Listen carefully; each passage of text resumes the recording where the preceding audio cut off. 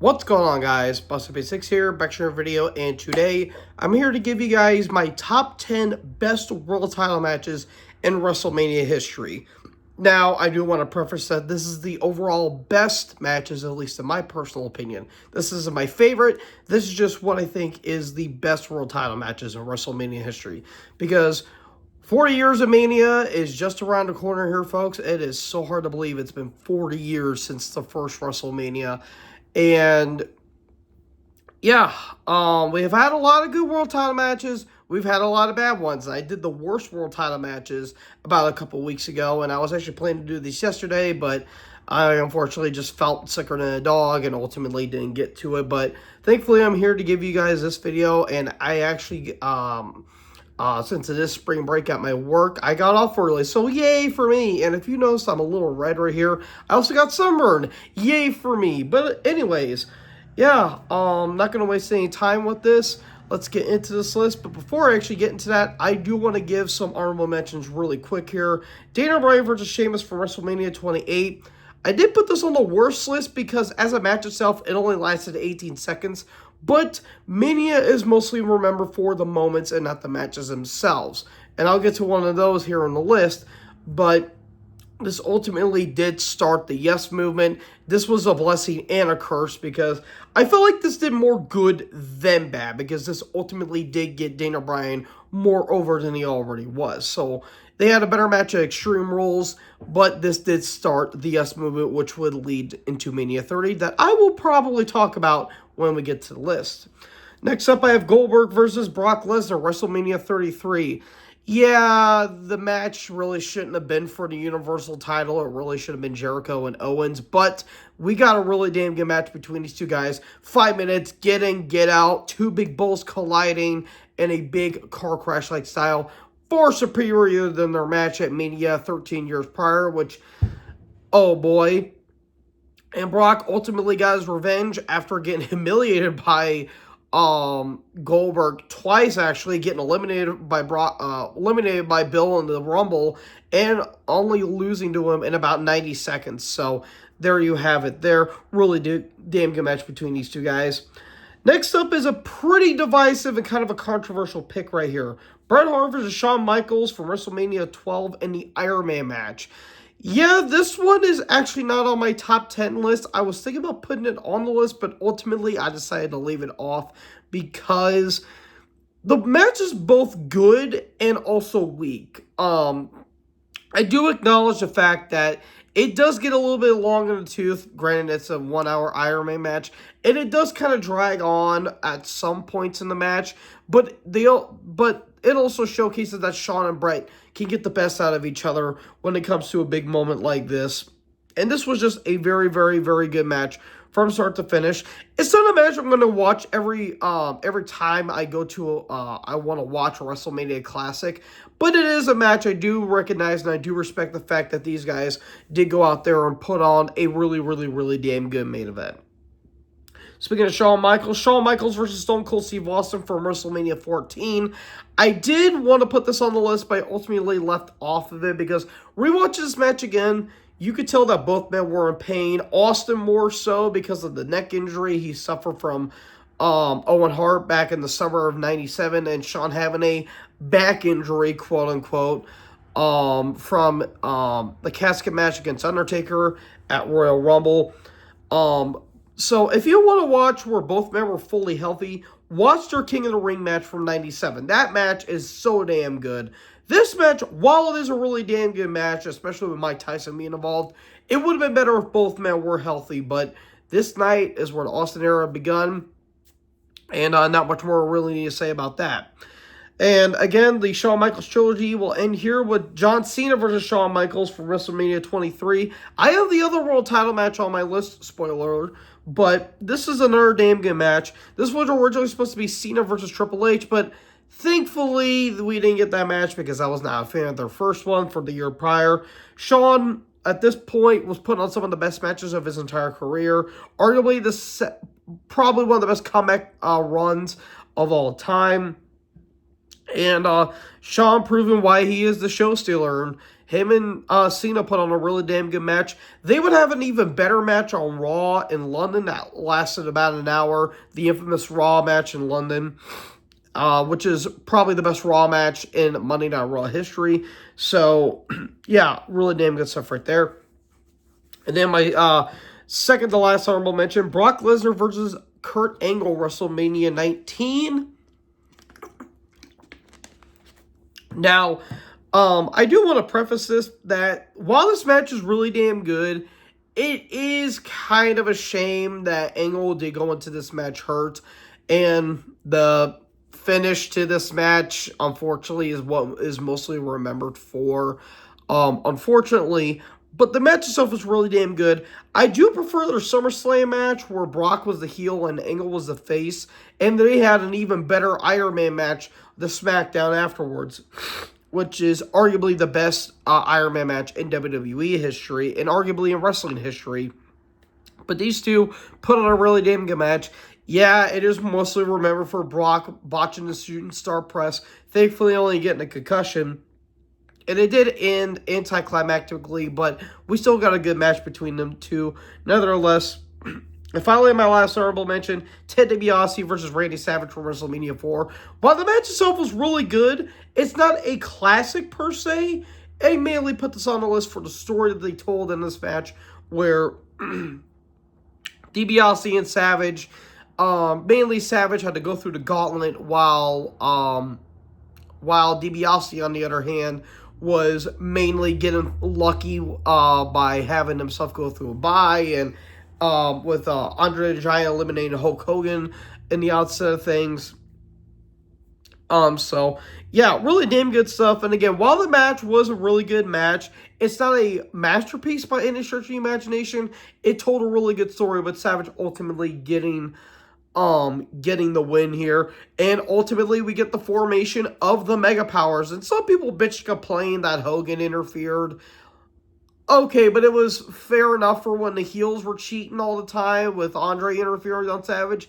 Good for the goose is good for the gander, at least in my opinion. So, yeah, you have that there. And plus, it ultimately led to a match I'll be mentioning here on my list. So, yeah, without further ado, and those honorable mentions out of the way, let's get into the top 10. So kicking off my number 10, I have a tie, because it mostly revolves around two guys in the same storyline. Roman Reigns versus Cody Rhodes, WrestleMania 39 and WrestleMania 40. Now, the story going into WrestleMania 39, Roman was this unstoppable, unbeatable champion that's been champion ever since ever since Payback 2020, and he's been ruling the WWE with an iron fist, essentially, with the bloodline and everything. Paul Heyman at his side. Went over the likes of Drew, Braun Strowman, Sami Zayn, Kevin Owens.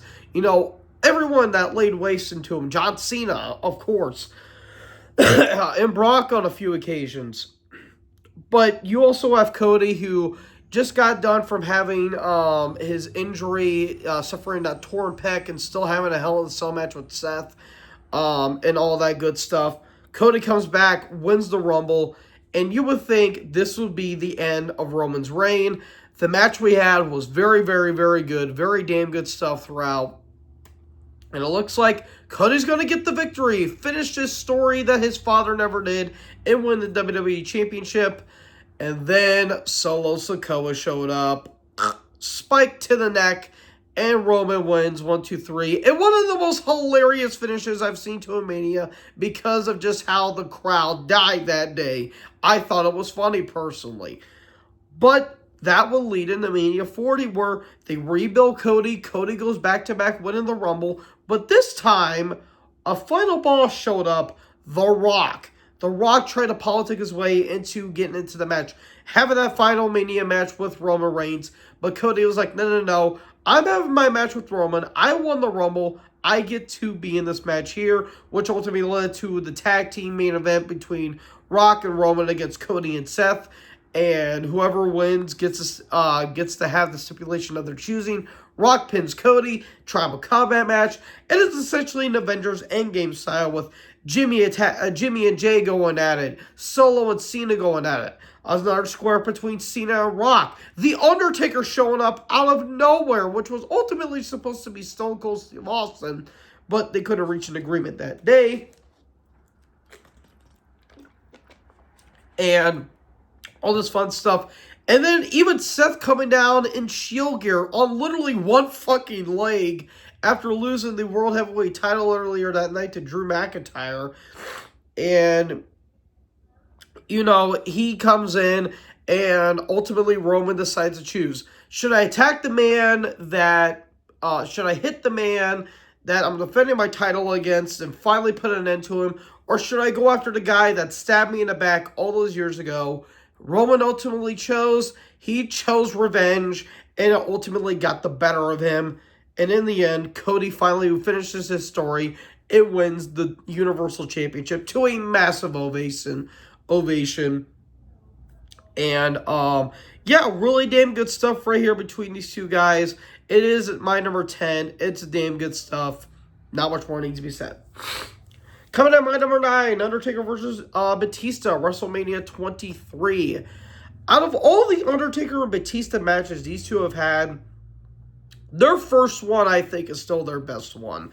They had a great last man standing match at Backlash the month after this. Had a really damn good match at Cyber Sunday when Undertaker returned to face Batista. And had a severely underrated Hell in a Cell match at that Survivor Series.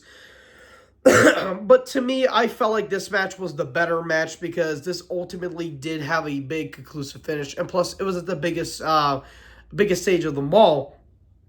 And Undertaker finally got to reclaim gold at Mania for the first time in 10 years.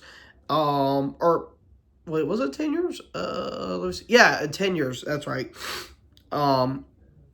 Which is really, really, really good. And, yeah, just overall really good stuff between these two guys. This may be Batista's best feud, which might not be saying a whole lot, but Batista's had some damn good stuff. And really, really, really good feuds, but Taker knows how to get the best out of anyone here. So, yeah, this was just a really damn good match right here, and it comes in at my number 9. Coming in at my number 8, oh, man, I have a feeling some people aren't going to like the match I have on my number 8, but I have my reasons for it.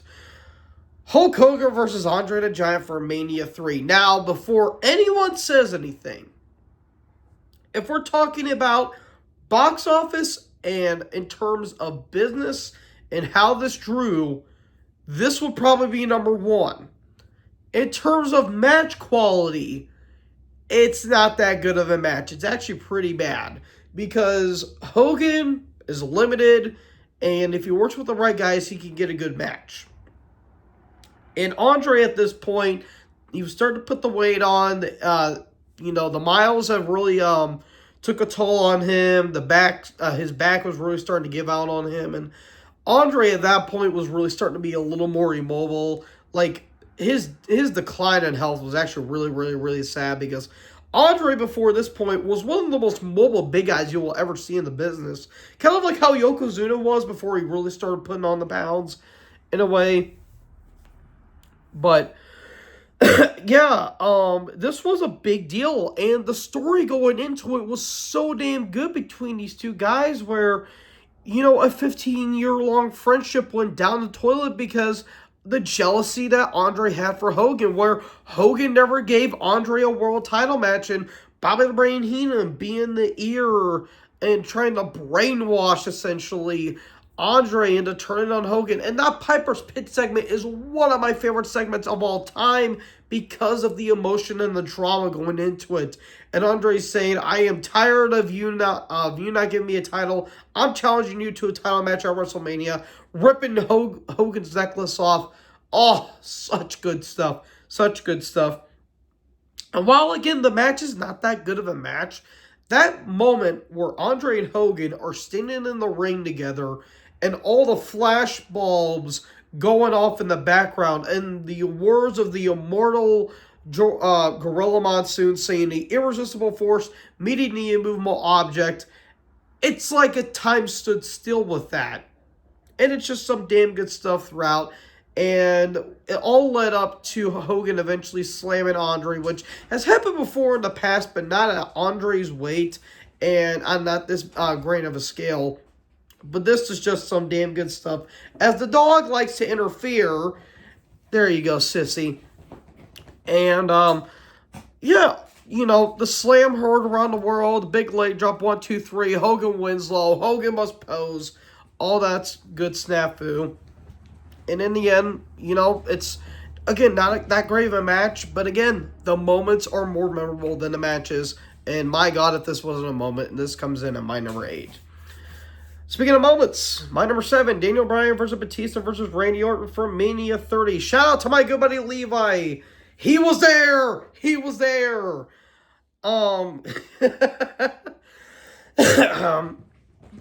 Yeah, Mania 30, this was basically the Daniel Bryan show. The Yes Movement was in full effect, and it started off when Bryan beat Triple H to be in the match, and it ends with Daniel Bryan holding up both titles. He beat, well, 3/4 of Evolution because Ric Flair wasn't there. Flair probably bled as soon as I said his name.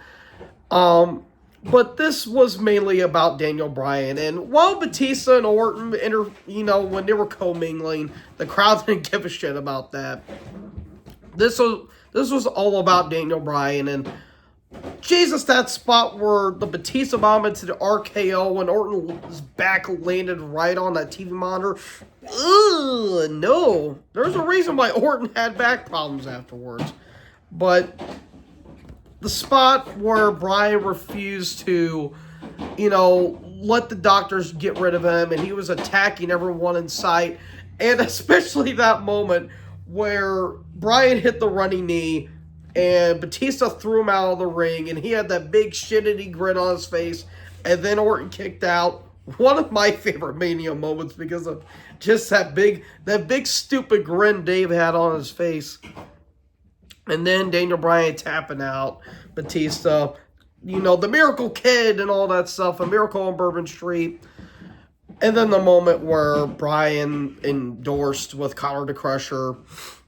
One of the saddest moments, because for those of you who don't know, Conor the Crusher was like an 8-year-old kid, suffered from cancer. He was a big wrestling fan. And, getting to see his hero, Daniel Bryan, winning the titles. I think eventually he would pass, a couple of years afterwards, which, that sucks. But, nonetheless, you got to see his hero win the titles in the end. Unfortunately, Bryan's reign, if you will, didn't last all that long because of the neck injury, but hell of a moment, and you can't deny that, and it comes into my number 7. Speaking of the GOAT, Daniel Bryan versus Kofi Kingston, WrestleMania 30, WrestleMania 35. A Mania that is still going on to this very day. I swear, in some alternate universe, WrestleMania 35 is still going on. Pigs are falling from the sky, and I haven't ate my breakfast yet, apparently. I don't fucking know. Anyways, we get this match. Kofi Mania started by accident because at the Elimination Chamber, a couple pay-per-views before this, it originally was supposed to be Mustafa Ali in that match, but since Ali got an eye injury, Kofi got put in, had an amazing performance at the Chamber, and, Kofi Mania was born. And Vince was reluctant about it. But ultimately, Bryan saying, no, you're the B+ player. And how's it feel, pal? And all that fun stuff. To finally get his moment here. And, being in the business for 11 years. 11 years, and the journey was better than the destination. Kofi went in with all the infatuation in the world. Him and Bryan had a fantastic match. Probably the best match out of this entire Mania. And Bryan and Kingston just tore the house down with this match. Kofi finally getting the big win. And, tears were all over the place. as, the underdog finally got the big win here. And not much more needs to be said. Fortunately, Kofi's reign wasn't really all that memorable because it was a mid-card reign. But again, the journey is sometimes better than the destination. So, yeah, very good stuff right here. And it comes into my number 6. Now into the top 5. Now, the top 5 was actually pretty easy. But my number 4 and my number 5 can honestly be interchangeable. I really wouldn't be wrong with this one. But coming in at my number 5, Hulk Hogan versus the Ultimate Warrior from WrestleMania 6. For the first time ever, 2 championships are on the line. The Intercontinental and the WWF Championship is on the line. And this feud, these guys eventually, it's kind of interesting to think that that Warrior didn't win the Rumble because you had that fantastic moment, one of the best Mania moments of all time, where you had the ultimate stare down between Hogan and Warrior, and I get goosebumps just thinking about it, where the place fucking erupted when those two store off. They stare down, and Hogan wins, lol. But we ultimately got this match right here, the ultimate challenge, if you will, and again, kind of like Andre and Hogan for Mania 3, the match itself is nothing that great in the outset of things, but what makes this match is the crowd. The crowd in the Sky Dome was absolutely ballistic throughout this entire match. And sometimes a man match can be even better with the fantastic crowd. For example, look at Hogan and Rock for Mania 18. That match, from a technical standpoint, was just alright, but that crowd made up for that match. And I could say the same thing here, because you have 2 guys that are not really that great of workers, but got based off of just how larger than life that they were as characters. You had Warrior that spewed off about having rocket fuel shoved up his ass or something like that, and Hogan saying, eat your vitamins and say your prayers and take your vitamins, brother. All that stuff, the ultimate America boy, essentially. And we got one of the best Mania matches of all time, one of my personal favorite Mania matches, because again, it's 2 larger-than-life characters facing off at the biggest stage of them all.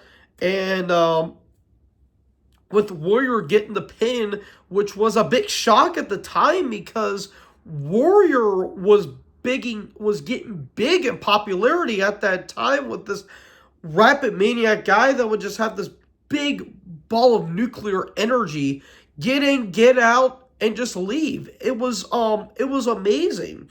And you had Hogan, who he was a big draw for so many years, going back to the AWA days, when he was supposed to win the world title before Greg Gagne fucked that up, or Vern Gagne, my bad. Yeah, when Vern Gagne messed that up. But yeah, these 2 just put on a damn good match right here, and Warrior got the win.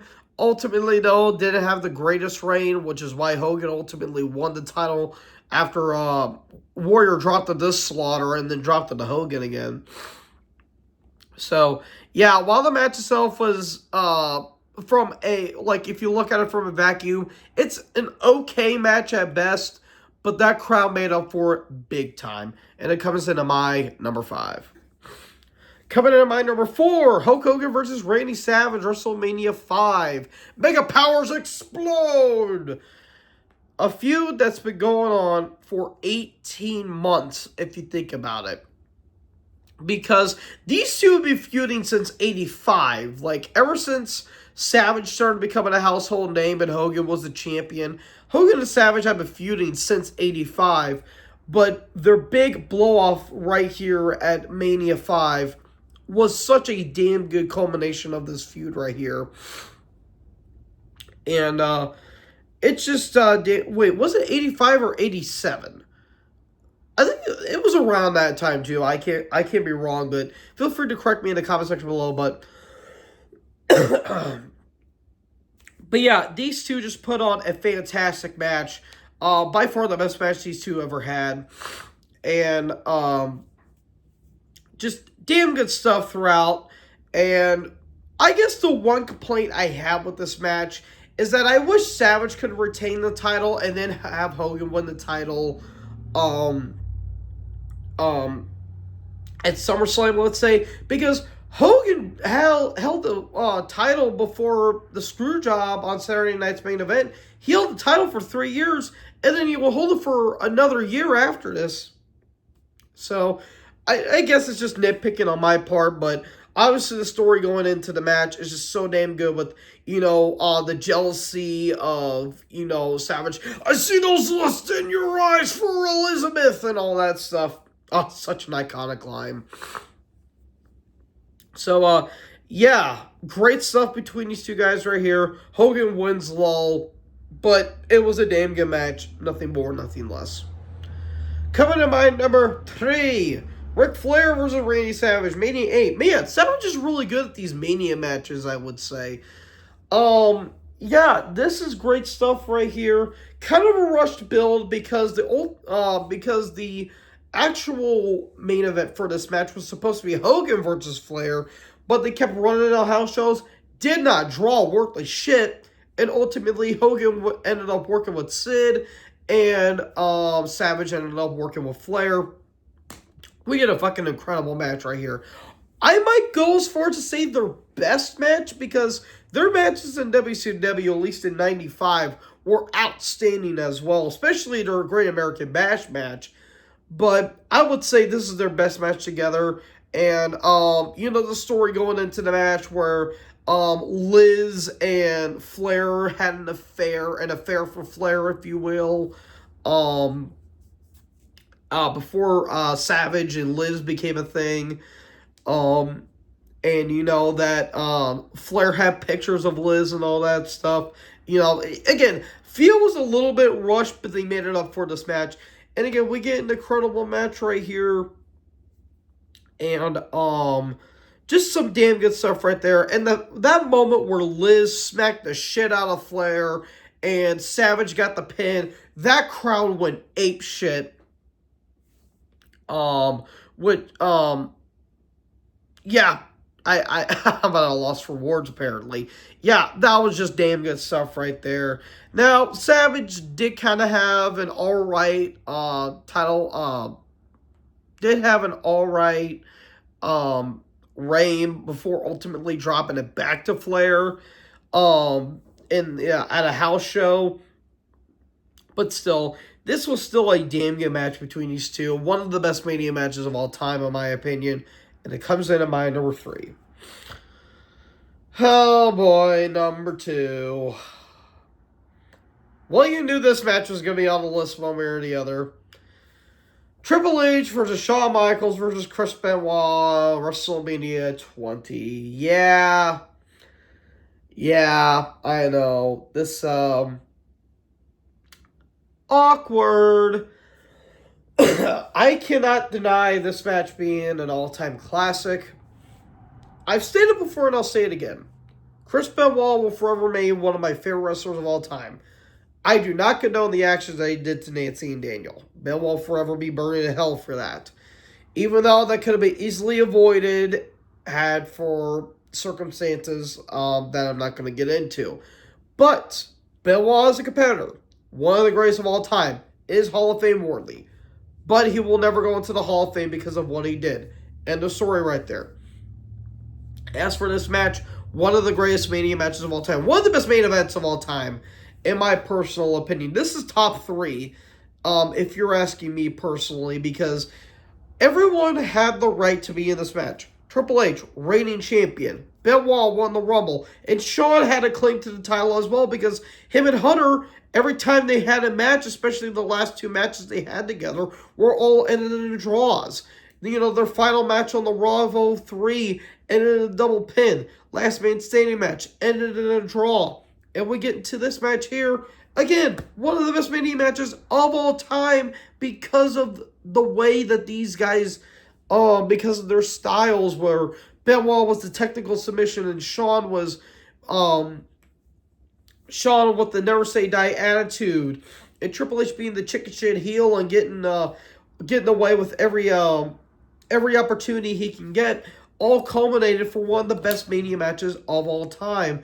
And especially that moment where, you know, Shawn and Triple H double suplex Benoit through a table, and Shawn is gushing like a stuffed pig, and Triple H is busted open. They're looking at each other from opposite corners, and Shawn's like, you don't need to say anything. They know what they're talking about, and that's why it's such good shit. Absolutely great stuff. And Triple H locked in the crossface. Looks like he's about to win. Benoit's locking it in. Ultimately a tap out. And Chris Benoit wins the world. Wins the World Heavyweight title. In that moment where him and Eddie are in the ring, hugging, endorsing, with the world titles in hand. It's one of the most haunting visuals as the years have gone on. And it's kind of scary to think about. Those two guys wouldn't even last out of the decade. Eddie wouldn't make it till the end of the year or he wouldn't make it.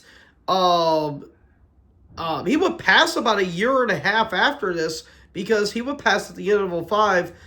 Benoit did what he did about 3.5 years after this. And, excuse me one second. Sorry about that, folks. But, yeah, it's so haunting to think that both these guys would be gone by the time 07 rolled around. But, nonetheless, Benoit, Triple H, HBK, not much more needs to be said. But my number one, it's obvious. It's Rock versus Austin, Mania 17.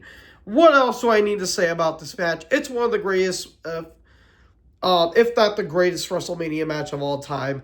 It's the best Mania main event of all time, even though I did debate that the Benoit, Triple H, and HBK match, I will debate that it's arguably the best, maybe my personal favorite, but that's just pure preference in my opinion. But the best Rock Austin match. Every time these guys try to have a match together to try to emulate it, it just didn't work.